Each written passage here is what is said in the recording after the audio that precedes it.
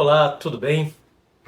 Há uma preocupação constante na área pedagógica e eu comungo dessa preocupação, bem como muitos professores e formadores e gente que estuda a tarefa docente, né, a área docente, uma preocupação constante com relação à formação dos professores e das professoras. Não se trata só daquela formação inicial que os professores têm, e às vezes até mesmo daquela formação difusa, indireta, que todos nós de algum modo recebemos na medida em que nós fomos alunos, né, nós estivemos em escolas, então a gente de alguma maneira foi vendo o que era ser professor, o que era dar aula, o que era viver a vida docente, e depois, se alguém de fato queria ingressar nessa profissão, ou se quer ingressar, faz um curso de pedagogia, faz algum tipo de formação inicial. No entanto, a formação inicial é apenas inicial. É preciso que ao longo da vida profissional, nós professores tenhamos uma formação continuada, uma formação permanente.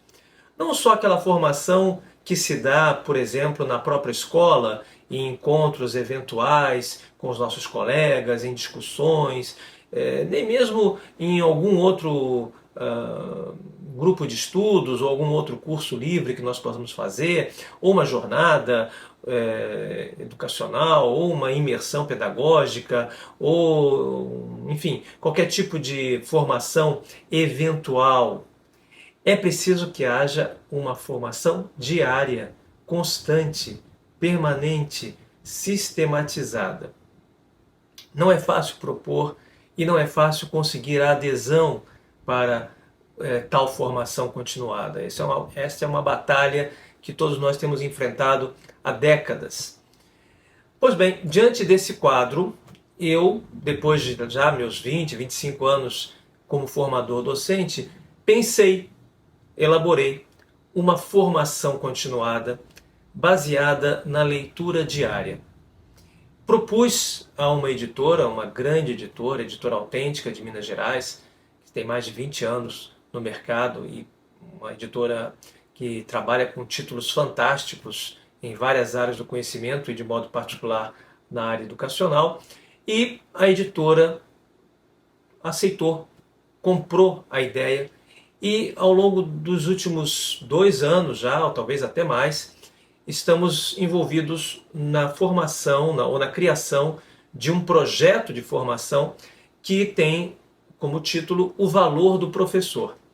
Na verdade, eu escrevi um livro há muito tempo chamado O Valor do Professor e este título passou a ser agora o título de uma coleção que já tem 4 títulos. Estão aqui, ó. O primeiro título é Uma Pedagogia do Corpo, o segundo título é Educação e Espiritualidade, o terceiro, Penso, Logo Ensino, e o quarto, Leituras Educadoras.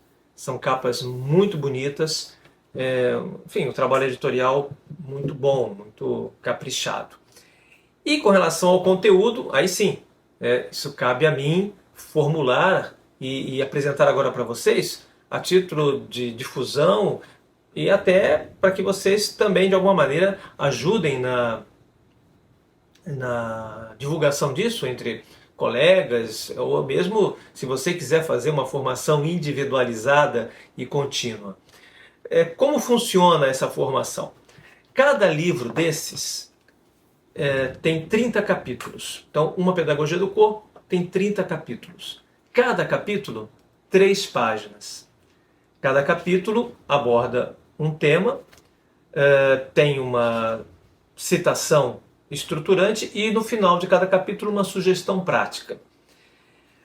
No caso de Uma Pedagogia do Corpo, os 30 capítulos dizem respeito a dimensões corpóreas, que são vistas de uma maneira metafórica, de uma maneira interpretativa, para falar sobre diferentes aspectos da nossa atividade docente. Então, quando tem lá alimentação, audição, bebida, beleza, boca, cabelo, cérebro, coluna, coração, dentes, dor, estômago, fígado, todas essas, né, vamos dizer assim, partes do corpo humano, que não são apenas partes, porque integram um organismo, integram um todo, cada um desses capítulos, cada um desses temas, remete a uma atitude docente mais profunda, mais eficaz, tendo em vista a formação dos nossos alunos. Ninguém dá aquilo que não tem. A ideia básica da formação docente é que nós, professores, precisamos ser melhores profissionais para que também os nossos alunos, os nossos estudantes, tenham uma formação melhor e possam também ser cidadãos, profissionais, pessoas com uma formação melhor. Terminou de ler o primeiro livro, 30 capítulos, em um mês, lendo 3 páginas por dia, vem o segundo título, Educação e Espiritualidade. Agora, de novo, 30 capítulos, cada capítulo 3 páginas, cada capítulo tem uma citação chave e tem também uma sugestão prática. Agora os temas são de outra natureza. Educação e espiritualidade, então vamos lá. Alma, amor, anjos, ateísmo, bem, corpo, divindade, esperança, espírito, eternidade, fanatismo, fé, felicidade, mal, meditação e por aí vai. Cada capítulo também aborda algum aspecto importante, no caso, aqui, os professores, enquanto seres que transcendem o dia a dia e, ao mesmo tempo, estão com os pés na imanência.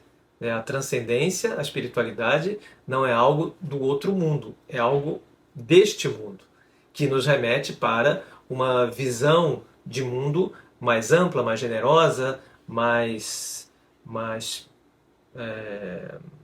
criativa. Né?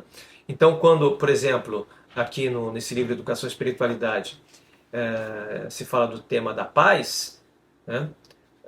Nós estamos falando também do nosso dia a dia escolar, né? Do que acontece dentro da sala de aula, de um ponto de vista, né, mais teológico, porque o tema geral é Educação e Espiritualidade. Terminou o segundo livro, vamos para o terceiro, Penso, Logo Ensino. Agora a questão está voltada para a nossa formação intelectual, o nosso pensamento, nossa capacidade de conhecer as coisas. E também, nesses 30 capítulos, vamos trabalhando a teoria e a prática, as ideias e a nossa conduta dentro da escola, dentro da universidade, dentro dos espaços educativos. Então, agora, a relação de capítulos é alunos, aprendizado, avaliação, ciência, conceito, cosmovisão, crítica, dialética, discernimento, docência, dúvida, escola, filosofia, genialidade. No caso da genialidade, por exemplo, nós vamos entender que todo mundo é gênio, no sentido de que todos nós temos alguma habilidade intelectual que pode ser mais bem desenvolvida e nos levar à excelência. O quarto título já publicado chama-se Leituras Educadoras. E agora, evidentemente, trata-se de pensar nos professores como leitores. E aí nós vamos falar sobre o alfabeto, sobre o analfabetismo, apostila, autoajuda, autoria, best-sellers, biblioteca, biblioterapia, biografias, clássicos, dicionários. Né? Nós temos um vídeo aqui no canal falando um pouco sobre os dicionários. É importante que nós, na nossa formação intelectual, tenhamos um contato vivo e façamos constantes visitas aos dicionários. Não são apenas depósitos de palavras, são também uma fonte de ideias, uma fonte de compreensão do mundo, porque entre significados e sentidos, entre conotações e denotações, nós vamos também descobrindo as diferentes nuances da própria realidade. O próximo livro da coleção chama-se Falar Bem e Ensinar Melhor. E aí nós estamos falando de oratória. Como é importante que os professores tenham uma fala clara, incisiva, criativa, rica, bonita, convincente. Falar bem e ensinar melhor. Este é o quinto livro. O sexto título chama-se Professores Pesquisadores. Agora vamos falar sobre os professores enquanto seres curiosos que estão sempre se aperfeiçoando e montando na sua e trabalhando na sua formação. Essa questão da pesquisa, da busca de inovação, de busca de novas soluções para problemas antigos. Um professor pesquisador também vai, com a sua atitude, com o seu comportamento e com os resultados que obtém, ser uma fonte de inspiração para os alunos. Não é possível pensar em aprendizado sem espírito de pesquisa. Senão, o aprendizado é mera repetição, é mero instrucionismo. Eu instruo, eu passo algumas informações, os alunos captam as informações, tentam de alguma maneira decorar, repetir, reproduzir, quando na verdade a pesquisa sempre traz o novo valioso. E quando pessoalmente, autonomamente, cada um vai fazer a sua própria aventura de conhecimento. Além desses 6 títulos, estão ainda programados outros 6, porque a ideia é que sejam 12 títulos ao longo de um ano. Então nós vamos ter, depois desse Professores Pesquisadores, um título que vai ser bem importante na nossa formação: Convivência, Política e Didática. Depois nós temos Liderança, uma questão de educação. Depois, Educação e sentido da vida. O próximo é Educação financeira e apreendedorismo. Não estou falando em empreendedorismo, mas em apreendedorismo, fazendo um trocadilho com essa palavra. E o penúltimo, as virtudes da educação, ética, estaremos aí falando da ética. E o último é ensinar com arte, coroando esses 12 livros, esses 12 títulos, e esses 12 meses com um trabalho voltado para a estética do ensinar, a arte de ensinar, coroando essa reflexão de 12 meses. O interessante, sabemos bem, é que se os professores lerem 3 páginas por dia, ao longo de 12 meses, terão lido 12 livros, algo muito acima da média do brasileiro leitor. Nós brasileiros lemos 1,5 livro, 12 livros em média por ano. Então ler 12 livros por ano já é um feito, ainda é pouco, mas já é um grande passo. Então um dos resultados, um dos efeitos paralelos a essa formação é realmente fortalecer o hábito da leitura entre os professores. Ademais, terminados os 12 meses, feita a leitura desses 12 livros, certamente, ao pegar o primeiro livro de novo, Uma Pedagogia do Corpo, esta pessoa que fez todo esse percurso vai ler esse livro, vai reler este livro com uma nova visão, com outra capacidade, com mais discernimento, e vai aprender uma série de outras ideias que ficaram ali nas entrelinhas. Pois bem, eu passo as informações aqui no vídeo, mais abaixo, de tudo que tem a ver com essa coleção. Eu tenho uma grande esperança de que essa proposta de trabalho pode ser útil tanto em nível individual, ou seja, uma professora, um professor pode fazer essa leitura por conta própria, como também em termos coletivos, uma escola, um município, adotando esse programa de formação, poderá conseguir frutos maduros, frutos mais saborosos da formação.